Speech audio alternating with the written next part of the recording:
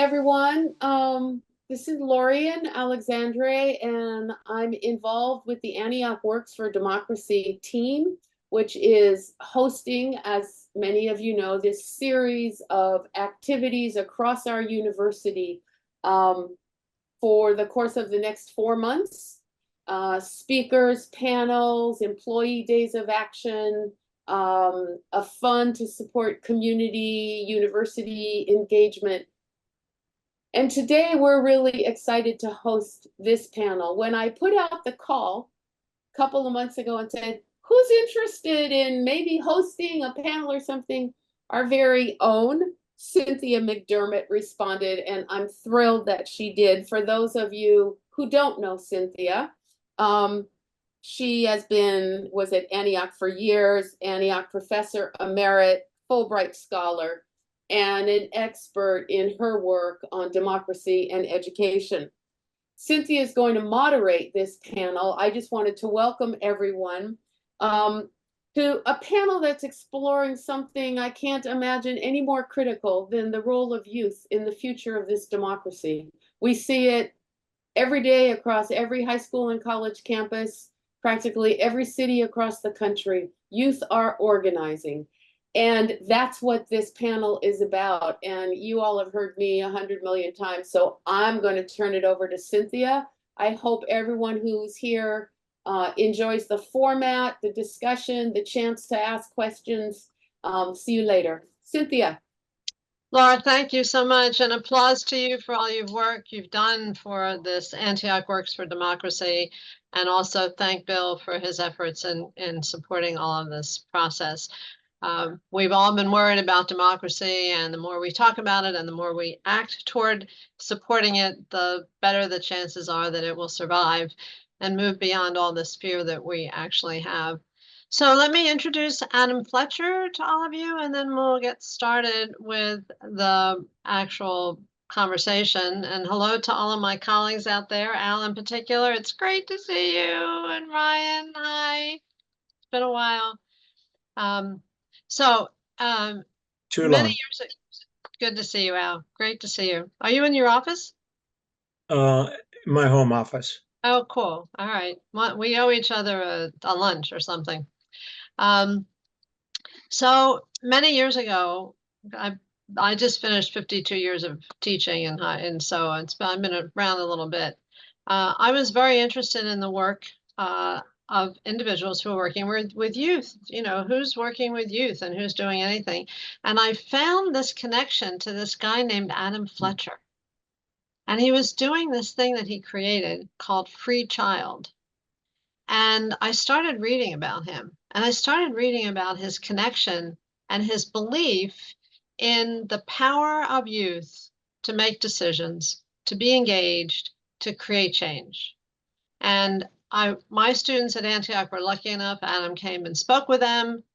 I've been fortunate enough, Adam and I just did a book together, which we'll chat about later on in the time together.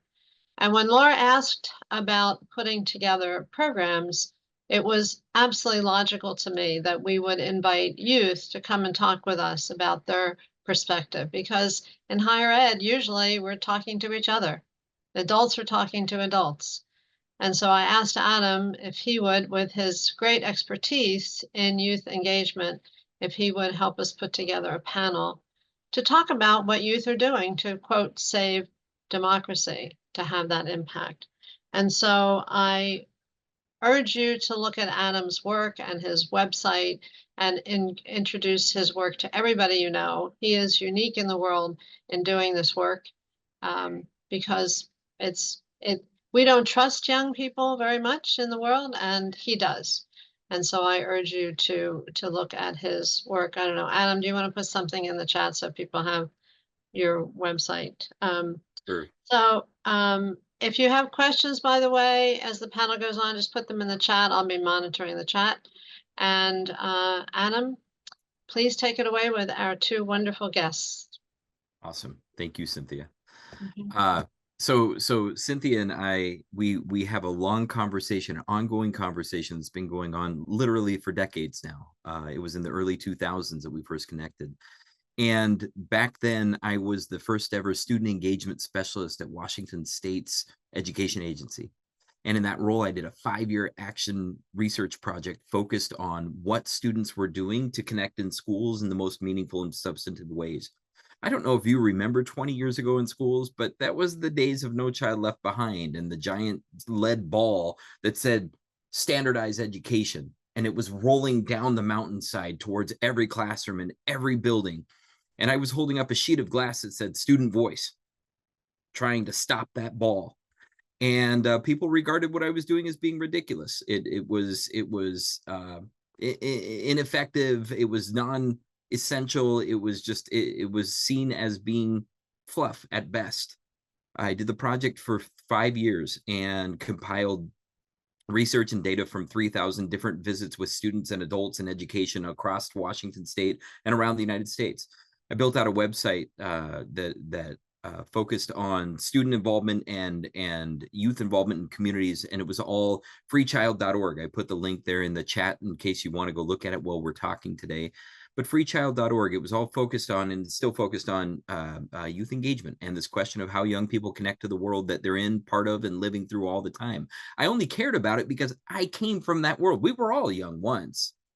But my world as a young person was one that was filled with childhood homelessness, family mental health issues and addiction, poverty, and a lot of things that grounded my reality in a different way from the reality that I saw when I eventually got to college, after those 7 years that it took me to get a bachelor's degree, after the time that I went for my master's, and it made no sense until the end. And then suddenly it started to click and things started to come together.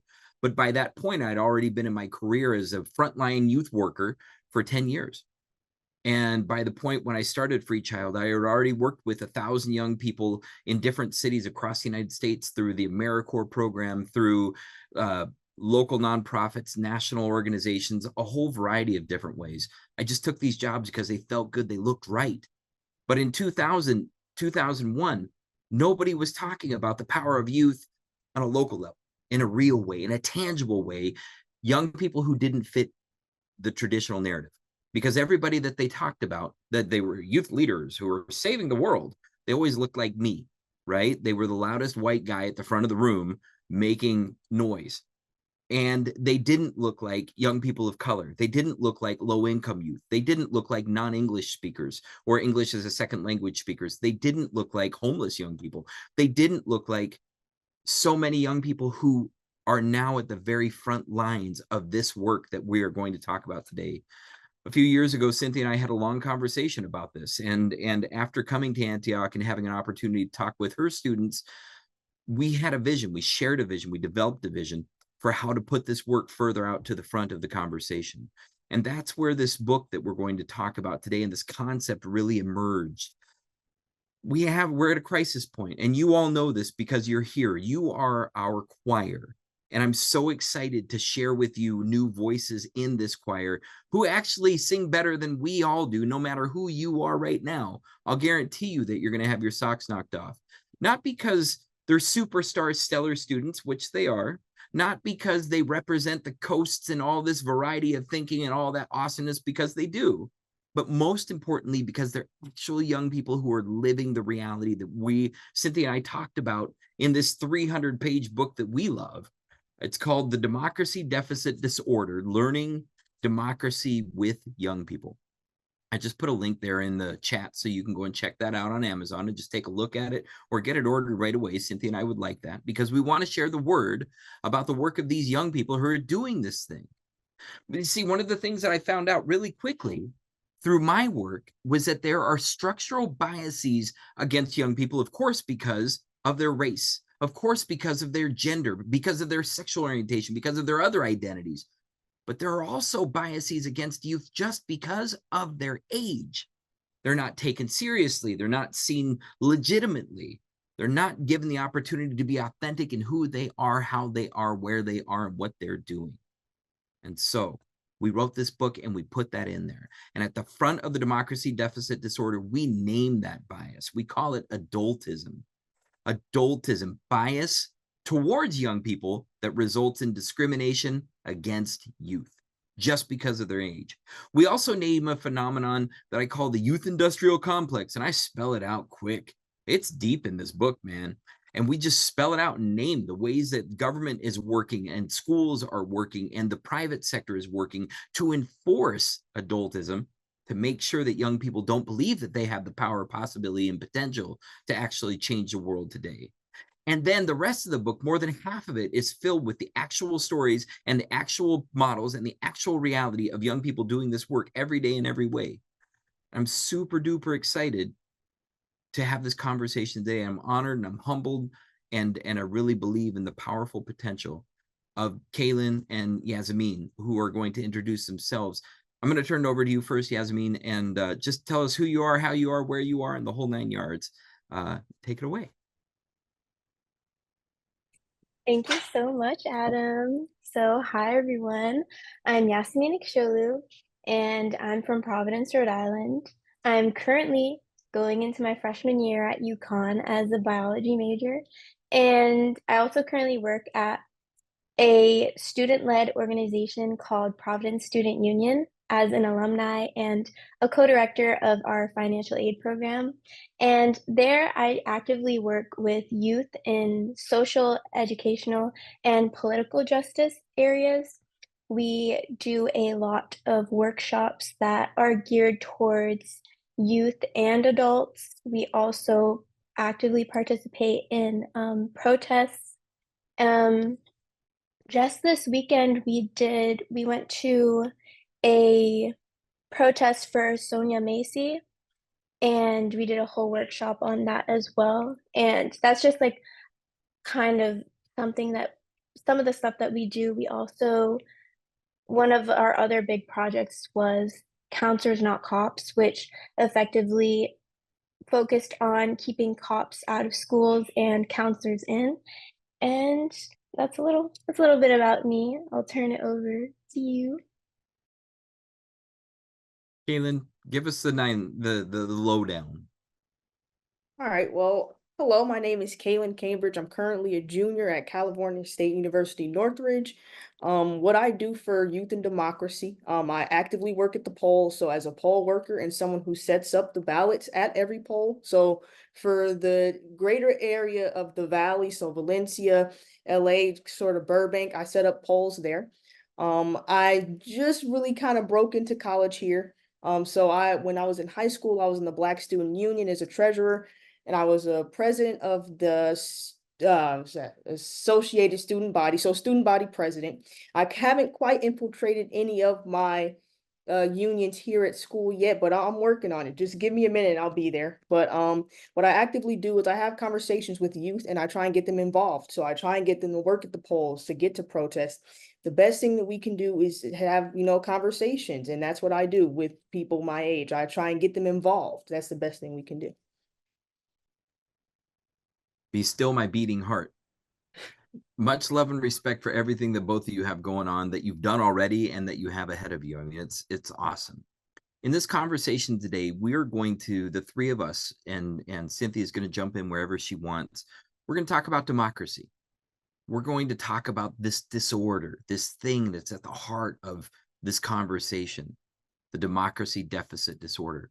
We're going to discuss what Kaylin and Yasemin see as being the role of young people in this democracy, both in terms of saving it, not in a missionary way, not in some kind of going out and doing for others, but doing with them.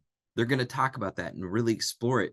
But then they're also going to tell the reality of what as adults, what are we doing that's failing democracy? We're going to jump into some of the real pieces and put some substance into this conversation and give it some depth. Yasemin and Kaylin are both going to add their own experience and pipe it in where they want to. As if you folks who are queued in, who are listening right now, if you have questions as we go along, just like Cynthia said, jump into that chat and type those right in. And we will volley as many as we can during the conversation. We'll definitely do a little Q&A at the end. And yeah, hang on and let's go for a great ride. Also, as you go along, if you do check out those websites, if you have any questions about anything that you see there, or if you have questions specifically for either one of our panelists, for myself, for Cynthia, just bring it on. Let's do that thing.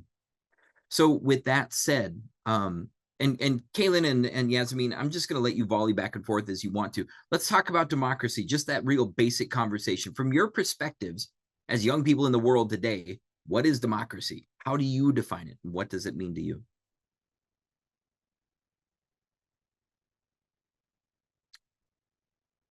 Okay, I'll go first. I feel like when I think about democracy, I kind of think of like a metaphor, like it's like a big ball of like threads that, and like each thread kind of represent people's individual like voices, and together they form this huge ball that reflects a collective of values and aspirations of people. Mm. And I feel like democracy is crafted through that active participation and collaboration of its citizens. And of course, one of which is like constantly evolving to meet different challenges that we all have faced in present times. Awesome. Very cool.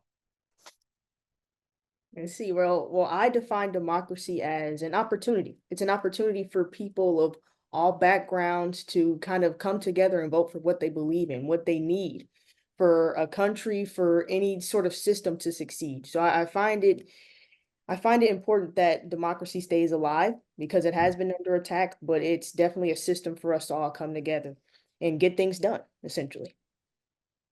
I love that. I love both of those. I love that stream. That's a great analogy, Yasemin. I appreciate that. And I love the way that you laid that out there, Kaylin, in terms of the structure. When I think about democracy, I love the notion of the bowl of thread and all of those different pieces. I think about democracy as the system, but also as a culture.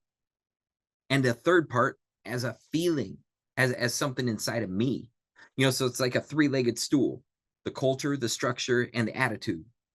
And those three things, where all those threads are and how they pipe in. So that if I believe in democracy, that's a step towards democracy. If I feel democracy, that's a step. But also if I go and talk to my friends and we're online and we're chatting, we're back on Slack and we're over in some other chatting space and we're talking about democracy, not capital D democracy, but lowercase d, right? So what does that lowercase d democracy look like for y'all in terms of like, what does it actually do when it's not so formal and voting and volunteering, but like just the things and the way that we believe? How does that look? Let's see. Well, I think democracy just sort of on a lower level, like you said, it is a feeling. Democracy is supposed to be a feeling of coming together to get things done. It's just recently there's been a lot of separation, but I find that democracy all starts locally. It's getting people flyers, it's getting people to come together, have conversation, and we just haven't had a lot of that recently. But that's what it's supposed to be. Right. I agree. I feel like it all starts from something small before it can be big. I feel like stuff as small as having a student organization is really kind of where you build that foundation of a bigger democracy, like where you get to like voting and stuff. But you have to get your ideas from the community. Almost like a pyramid, right? And on that base of Exactly. the Yep. pyramid, it's just, here's all the things swirling and then they lead up. But at the same time, it's almost like an inverted pyramid on top of that, right? In the sense that you do these small things down here and you do these huge things up here, and it's all part of that giant picture of democracy. I love that. Thank you. So we begin with that notion of like democracy and all these things. But then when we take a look at the picture, and this is where Cynthia and I's analysis came from, it's in disorder.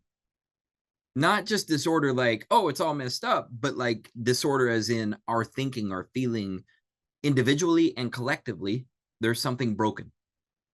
And this is where our idea of the democracy deficit disorder came in. That brokenness, that lack of wholeness is causing chaos. It's causing mayhem.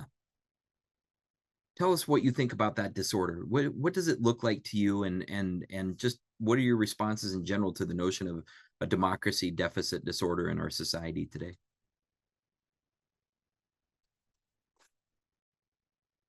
So I remember learning about this term recently, and I feel like it's the name kind of represents where there's kind of a big difference between how democracy should work and actually how it does work.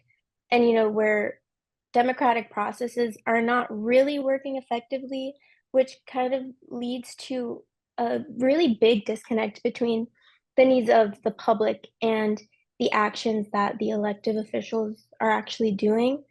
And when people feel disconnected from their government and see lack of honesty and fairness and see that the rules of democracy aren't exactly being followed, it kind of creates that big mistrust. Thank you. Well, yeah, I have to say I agree. I would just kind of want to bring it back to the basics. What is a deficit? A deficit is a space where we lack. So we're kind of lacking the fundamentals, what democracy is supposed to be. It's supposed to be everyone sort of voting, coming together to fix a solution or find a solution for what we need to have fixed. And today, more recently, it's become more self-absorbed. What do I need? What do I want? We're not really focusing on the better needs of the country, the better needs of our neighbors, one another. We're so self-absorbed as in such menial things like taxes or just certain laws. We haven't really stayed focused on what we need, our economy. How can we help each other? And it's just we're lacking that. We've put too many of our own values into it. Love that. It's funny because Kaylin, I would riff on that, and we put too many of our own values on it, and at the same time, we're not putting enough of our own values into it, right? It's like we're taking cues from those outside forces, whether that's big companies telling us to compete, whether that's political parties telling us how to think or what to feel. No matter what that angle is, we're not putting enough of ourselves, because in my family, it's heart and love first. That's our ideal. Wouldn't that be better if that's the value that we put into our democracy? Or peacefulness, or nonviolence, or collaboration and equity and justice, and put all that first instead of competition and belittling and injustice and on and on. What you all are on the front lines. I mean, you're doing the work right now of saving this thing in all your different ways. Can you talk a little bit about some of the things, the ways that your actions as a young person, as an activist, have helped save democracy and work against that disorder? And that could be specific to anything that you want. What does it look like for you, Kaylin? Well, for me, like I said, I've recruited a lot of people to start to work for the county and get involved in our voting process. So with that, I find that that's very helpful because everything starts at the core, and the core for everyone is your youth when you're young. Once you implement those core values, you're set for life. And I've just, like I said, I've hosted groups where we just sat around and had the conversation because we haven't had enough conversation about that. Youth, we talk about a lot of things, but I find that we're now starting to talk about what's important a little bit more. So with having those conversations and spreading information, educating whenever I can, I find that that's the most important thing that I can do, or that any of us can do. It's educating, talking. Word of mouth is very powerful, and that's something that we've kind of denoted for a while. And I think that that is what's very important with me. That's what I do. Kaylin, I'm going to jump in for a moment. Can you talk a little bit about how you go about doing that? Because I think what is difficult for a lot of individuals is, there's this get involved. Well, how do I do that? So what kinds of things were you able to do in your own thinking and in your own connections to actually gather those people together, to actually invite them into that conversation, and to have the courage? I think it's courage to do that. Can you talk a little bit about that? Well, of course. Well, what I would do for high school, more so my senior year when I was president, I was able to host signups where we would be able to come together and just talk about what issues are bothering you. Because we see a lot of things on the news, we see a lot of things for headlines, and we never really get a chance to discuss them, whether it be in class or with family. So the best thing you can do is make a space, make the space to have that conversation. So I would host groups like that. Now that I'm in college, I find that it's easier and a little bit harder to communicate with people my age that way. Usually after class, people, they grab their backpacks and they're gone. They want to go home. But I'm finding ways to get people to talk.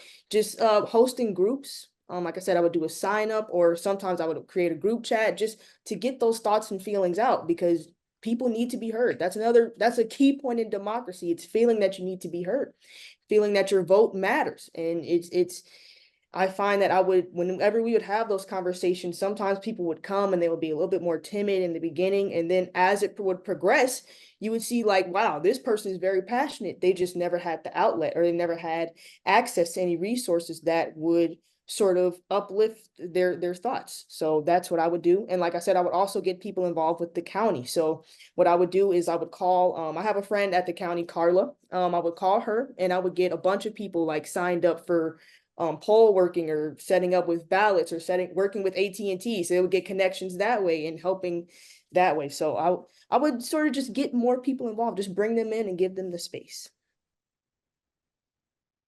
Yasemin, talk about it.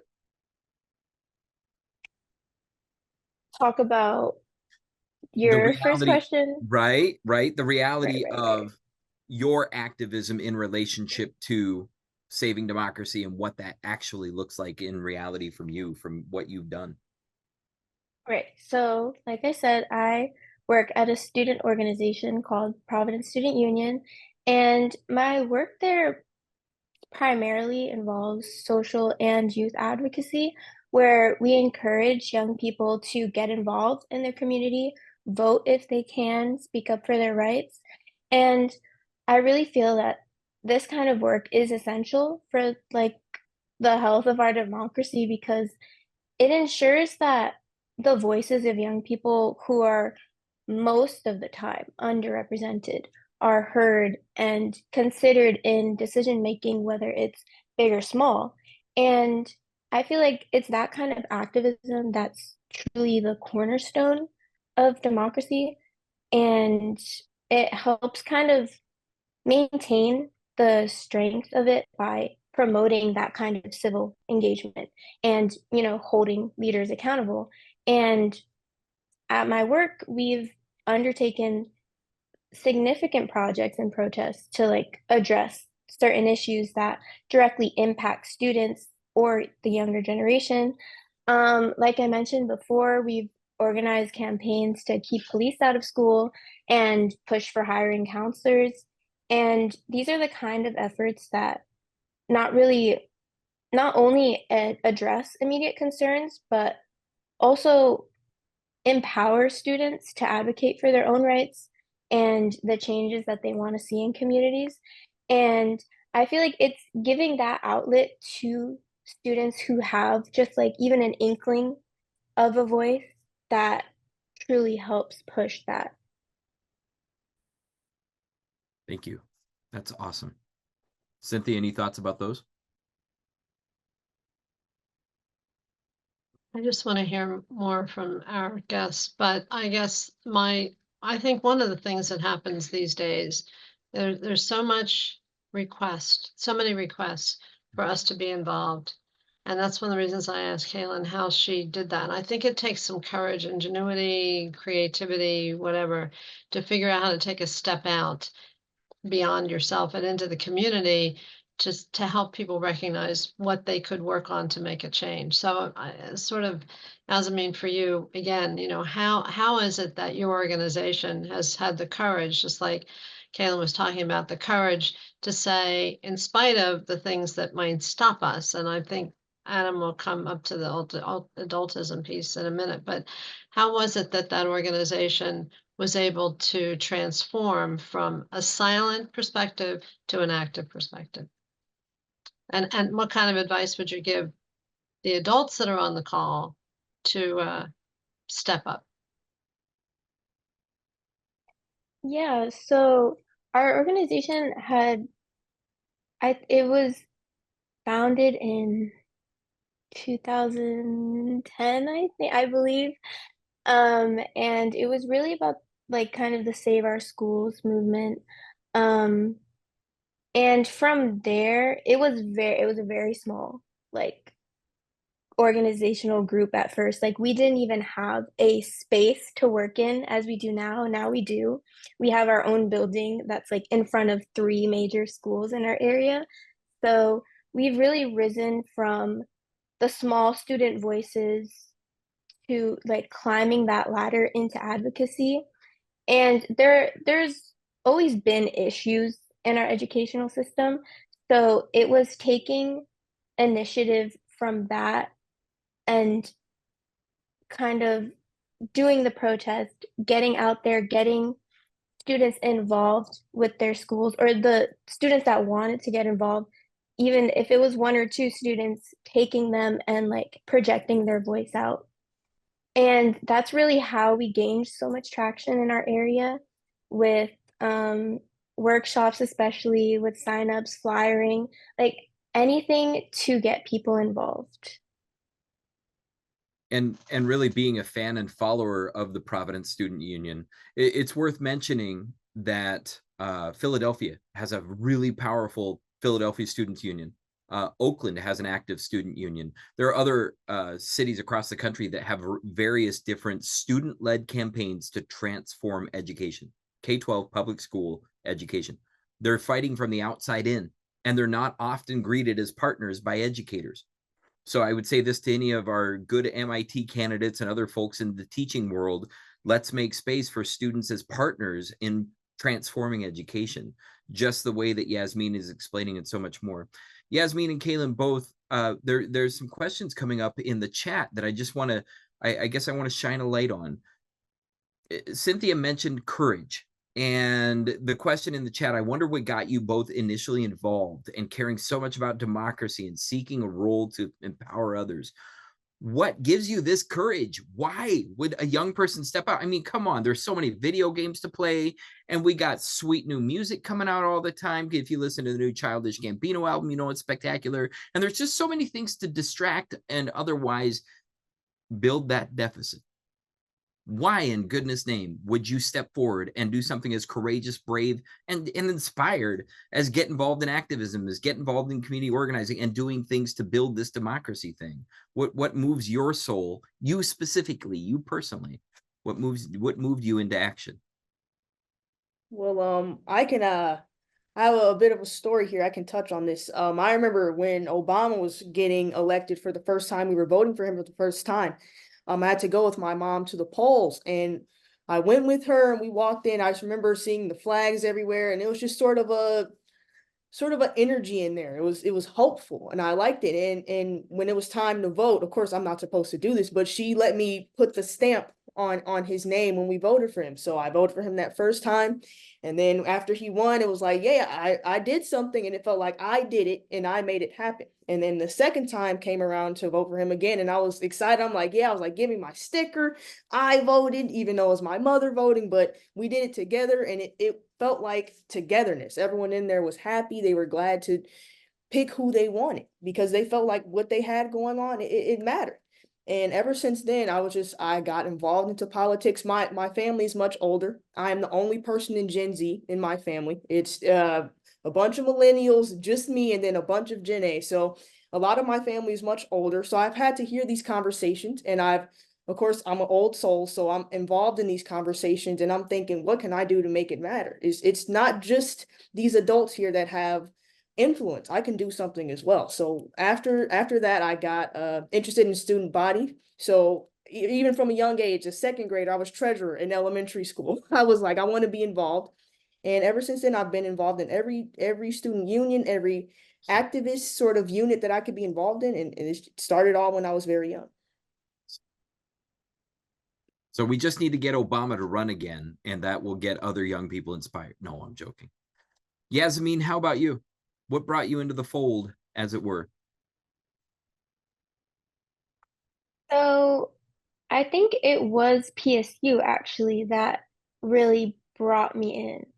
Well, I guess I've always had kind of an interest per se with like politics and stuff. Like, like ever when Trump got elected, I was in the fifth grade, so I didn't really know that much about it. But I saw how it impacted my family who part of them are immigrants. So I kind of saw that from a young age, how like his policies and stuff were not aligning with like what my kind of small little values were. So then once I came to high school and I found out about PSU's work for social change and advocacy, I feel like it showed me that like this type of work really made power out of a student's voice and how much it can really change something. And being in a youth-led group really taught me how important it is that we're all working together as a community and how we can fix big problems, like not just in schools, in our community, in our government, whatever. And I feel like it's those kind of experiences and those kind of values that we both share that made me more passionate about fighting for equal opportunities for everyone and fairness. And like the biggest thing that I can take away from that is that even small actions can lead to big changes and every voice matters. And having a community like that that supports you is like one of the greatest things that you can be a part of. So, very powerful. Thank you, Just Yasemin. just to really quick, just to kind of jump off of that just one more time. When Trump was first elected, I remember I was at my cousin's house all night. We were watching the results. And I remember the morning going to school after he was elected. It was very dark and very cold morning, silent car ride to school. And my mother, she was a teacher. She teaches in the Lennox district, which is a majority Hispanic district. And I remember when she came home, she was telling me that there were children that were there crying, saying, are my parents going to be there when I get home? Or what's going to happen to my family? And I just think that what really got me interested from that moment was you should never be in fear after someone is elected. I was like, what can we do to make sure that that feeling never happens for anyone like that again? And I just want to figure out what I could do to help. Thank you. Then thank you both for both of those. It's amazing, our stories, our origin stories, right? We all carry origin stories. Everybody who's listening right now has your own origin story. You both bring me back to this space. It's a little bit tender for me. When I was a 14-year-old punk kid, I was barely making it through my own experience. I barely got through school, struggled every day, these kinds of things. One day, a person in my community, my neighborhood, a neighbor of mine asked me to go to an Earth Day festival with them. This is 1989, and Earth Day was like 10 years old or 15 years old, some number. And they were like, just come with me. We're going to hang out for a little while. I've got a kite. We're going to fly it around. It was at a park. And I was a dorky 14-year-old kid, long hair, scruffy looking, the whole thing. And I got out there with that kite, and it was joy-filled for me. Not the kite, but the people who were walking around in droves, talking about pollution, talking about this, talking about that. I got a copy of a book that said 50 ways kids can save the earth. And that was my starting point. Because I read those and I was like, I don't know about saving the earth, but let me go to my high school and tell the teachers that I want to do this. And so I went to the high school teacher. I went to Mrs. Coben, my science teacher, and I was like, hey, I want to help save the earth. She's like, well, you don't get good enough grades to join the environmental club, Adam, so you can't help. So I ended up pulling together a group of my own friends at North High School in Omaha, Nebraska, and we started our own guerrilla campaign to do activism around saving the earth. And we dug pop cans out of the trash cans and put them into sacks and put them in front of the school with a big cardboard note that said, save the earth. We thought we were radical. And the next year we drew our own cardboard Earth Day card. It was 6 feet tall and 4 feet wide, and it had signatures from 800 out of the 2,700 students in the building. And we gave it to the principal, and it said, save the earth. And we just thought we were so radical, but it was those things. that started that edge. And your two's origin stories are beautiful because it really illustrates all these dynamic corners that we can come from. But it also tells me this other thing, and this is the underside of it that we don't address. And this is why we don't call this out. See, I just talked about 1989. I'm sure that Cynthia could tell us a story from a little while earlier, and other people on this call could share those too. But even more so, one of the things that I found in my research for this book, for this democracy deficit disorder, is that youth activism in the United States goes back at least to the 1870s. 1870, 150 years ago. There were newsboys who were revolting against their corporate overlords to get 4 cents a day for their labor after 12-hour days selling the newspaper. And that was radical revolutionary. Mother Jones did her work at the turn of the century, and we had so many examples come after that. So we know that there's something missing in this democratic puzzle because, oops, I didn't think about that history.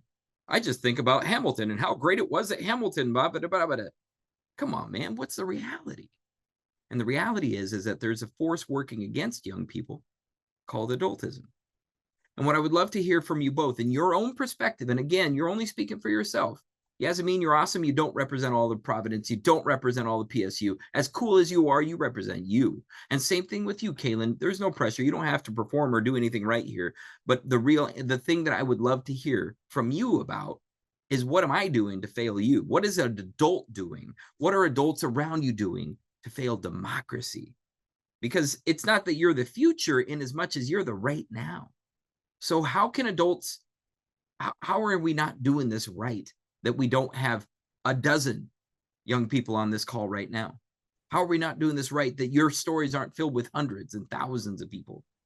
And Adam, I want to add a piece to that, which is not only what are we not doing, but what therefore are the issues that you all would like us to be addressing that perhaps we're preventing you from addressing. But so if you could kind of combine those, that would be very two-part question.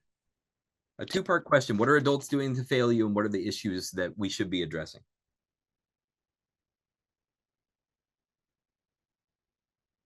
Yasemin, you got it? Yes. Okay. So I feel like it's not right to say that, all adults aren't doing anything for democracy. There are many that are actively involved in democratic activities, like voting, keeping up with current events. And it's those type of people that are really crucial for making sure that it works well and that different opinions are being heard during decision making.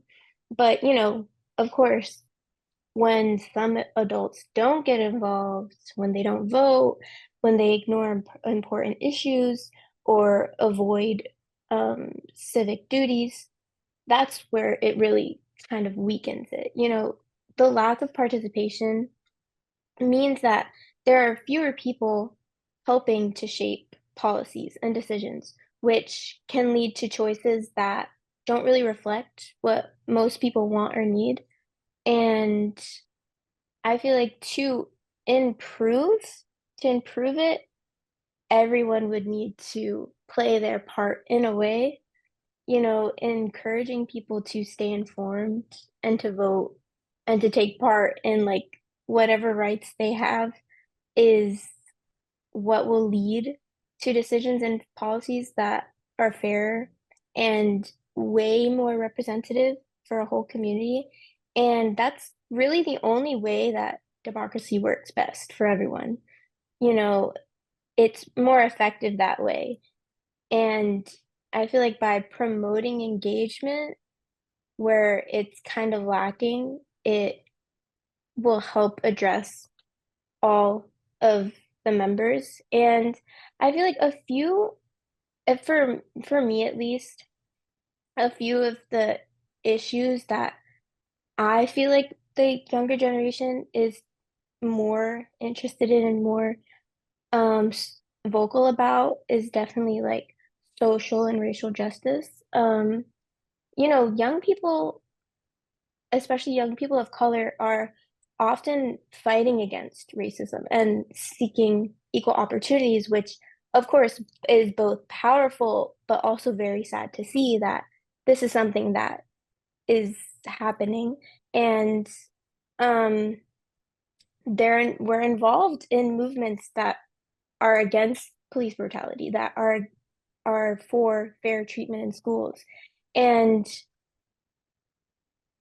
I feel like that, and also the educational aspect, like reformation of the education system in students in underfunded schools that are advocating for funding, more counselors, better classes. It's all of that that ties together, I feel like. Thank you for that. What do you think, Kaylin?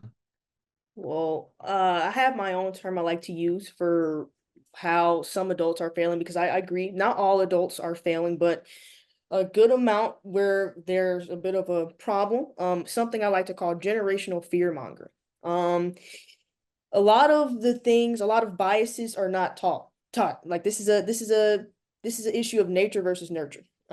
These things are taught: hate, against race, against gender, against sexual orientation. That's taught. And a lot of adults are sort of fear mongering the next generation and not allowing children to create their own identity, their own beliefs, not allowing them to have their own stance. They're just implementing seeds from one bad generation to the next. One awful mentality that is being like input into the next generation. And that's one thing that really irks me so much. If you look at the media, it's a lot of fear mongering. If you look at some of the older generation that's a little bit toxic, they're fear mongering, telling people, okay, well, if you give these people these rights, they're going to take it away from us. They're going to take it away from you. And that's not the case. That's another issue with equality versus equity. We aren't looking for equality here. We're looking for equity. We want everyone to have what they need to succeed, to thrive within our nation, within just local areas. What do we need to succeed? And it's become an issue where people have put their own values, whether good or bad, they're implementing it into the next generation and not allowing the next generation to create their own core values. And that's one of the biggest issues that I see. And as someone of color, I have dealt with racism, and I've learned that not everyone is born, not everyone is born taught to hate, right? That's not how that works. I've had a lot of friends who have, been very tolerant of, with everything I have going on with race. I have a lot of people that are tolerant with that. And then I've met a few people where it's like, we got to stop being friends, because it's like, what were you taught as a child? And your indifference to change is the issue. That's another thing. We're indifferent to change. A lot of people think that once you have your core mentality, you can't change it. And that's not true. You can always learn. You've had people that are 80 years old, they're saying, hey, I've been preaching the wrong thing, I need to fix it. And that's just something we aren't teaching, that we can always change, we can always improve, we can always be better. We just have to stop teaching the wrong things to the youth. Stop fear mongering. Awesome. All right, y'all, we're rounding the corner and we've got about 10 minutes left in our time together today. I want to encourage all of the folks who are viewing to get into the chat, drop your questions in there. We're just kind of hitting those as we move along. If you feel like we've missed something that you were trying to say, make sure that you re-put those in there. I want to share a little quote in response to something you said, Kaylin. I put this into the chat. Socrates, 2,400 years ago. He was quoted as saying, the children now love luxuries. They have bad manners, contempt for authority. They show disrespect for elders and love chatter in place of exercise. Children are now tyrants, not the servants of their household. They no longer rise when elders enter the room. This notion of generational fear-mongering and adultism, these aren't new things. This has been going on for a hot minute. And these quotes come all the way through history. Howard Zinn shares a great one in his book about the People's History of the United States, where he mentions that the Pilgrims were very anti-child. They had a very hard time with young people, and saw a lot of demons coming out of those kids just because of their age.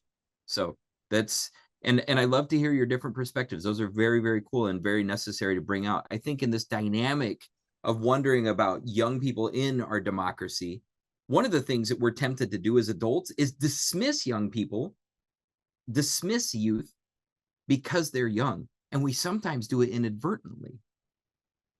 We will take young people who show great levels of ability, great amounts of communication, wonderful things in terms of their presentation, in terms of the activities that they do, and we'll say, you're not an adult, or you're not a youth, you're clearly an adult, even though they're 17 or 18 or 19 or 20, and they elevate them.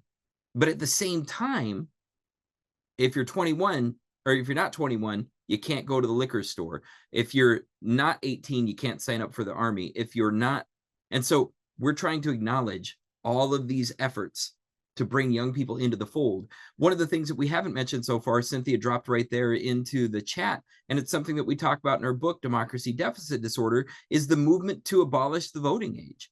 It's a global movement that has, they're called age suffragists. And these folks are actively working against the voting age. Across the United States, it looks like Vote 16, they talk about it as. There have actually been campaigns in Massachusetts and in Maryland to eliminate the voting age in certain towns and cities that have worked. And so all of this movement has different legs, it takes different looks, and it's doing different things. As we come to the end of our time together and get closer to it, I think we're going to get 2 more questions in at this point. One of the first questions that I want to make sure to ask is what, Kaylin and Yasemin, what specifically do you think young people can bring into the room for democracy?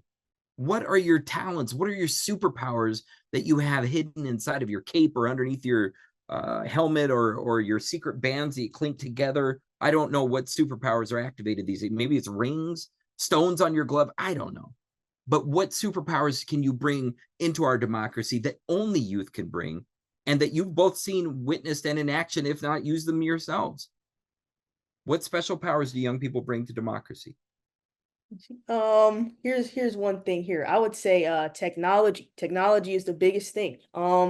As far as, kind of going back a little, the generational fear mongering is because they say a lot of children had more respect back in the day. No, here's Gen Z's thing. Our thing is we don't give respect unless it's given back to us. That's kind of our biggest thing right there.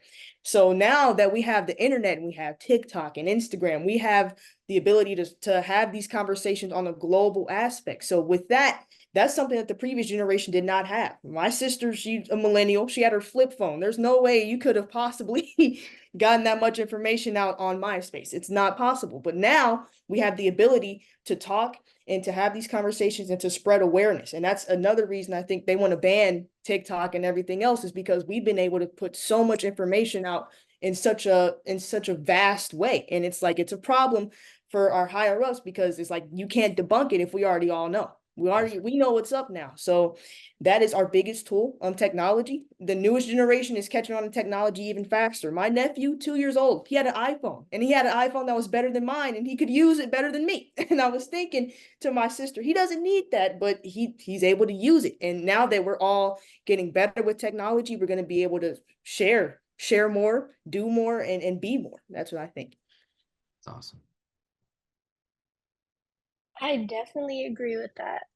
I feel like younger generations, or just youth in general, we are able to bring in new ideas and new perspectives, and our unique experiences really, I feel like, help see the issues in a different way that maybe older generations might miss. And I feel like from that, it leads to better solutions because more voices are being heard.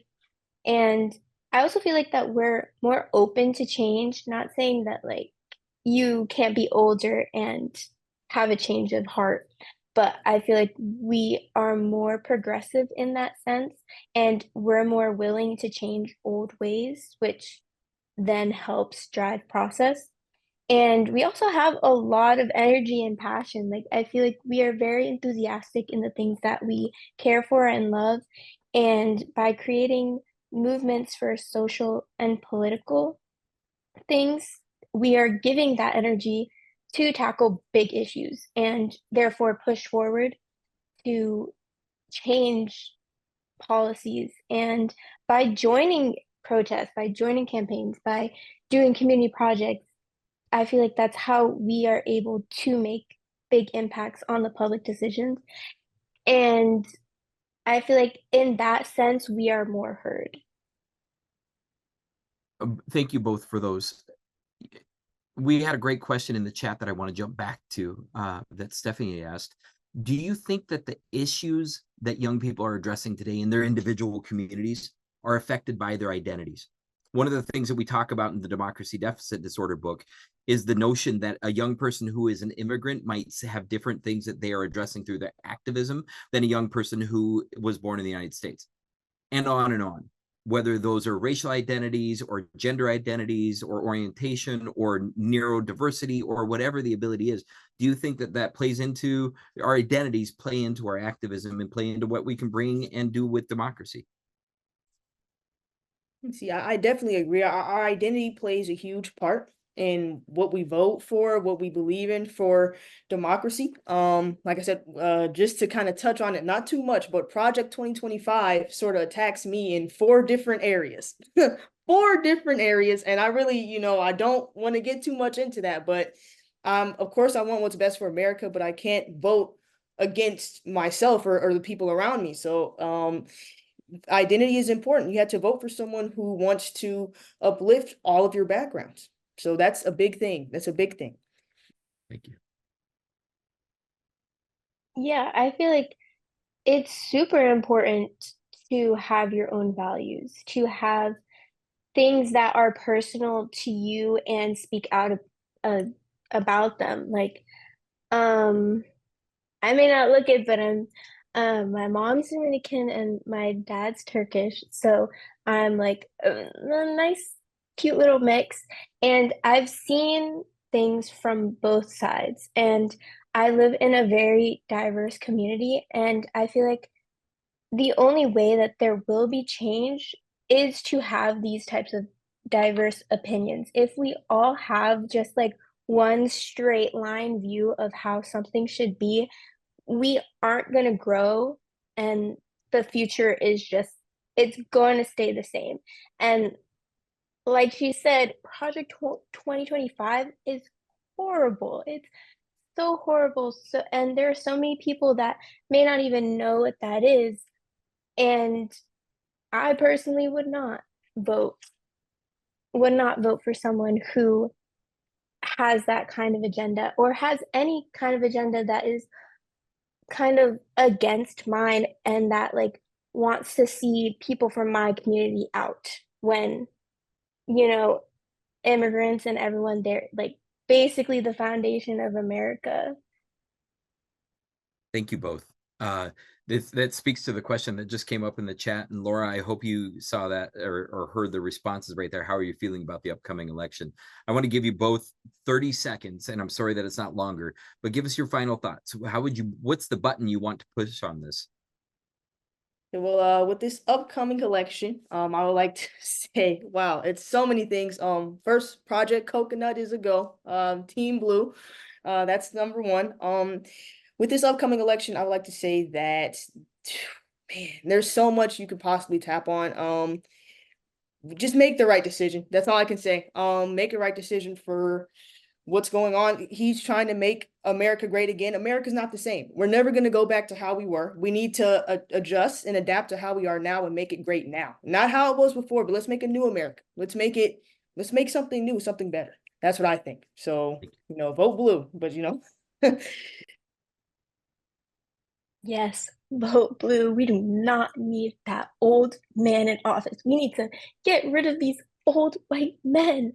They need to be sent to retirement homes. They're not fit. Like Joe dropping out was, that was amazing. Thank gosh. And now we have someone who is younger, who's a person of color, who is a woman. What could be better? What could be better? Project Coconut. I agree. Well, I want to thank my friends Yasemin and Kaylin. Thank you both so much. You are spectacular. Snaps and claps for both of you. Cynthia, anything else? My name's Adam. Please check out our book. I put the link back up in the chat. I'll drop it in here again. Cynthia, anything else? I want to know when you're both running for office so I can vote for you. Yeah, There it that's is. what I want to know. I want to thank all our guests for being with us today. Take the message with you. Find youth, support them, find ways to have them find their voice and use their voice and be their partners and their allies. And again, for both Kaylin and Yasemin, you're inspiring. Thank you. We all need that right now. And And thank Yasemin and you all for Kaylin, coming. Yasemin and Kaylin, make sure you're looking in the chat. They're giving you a lot of love. That's right. Thank you all so much for coming. Thank you. Thank you, Thank you. Antioch. Thank you. Thank you. Bye. Bye, everybody.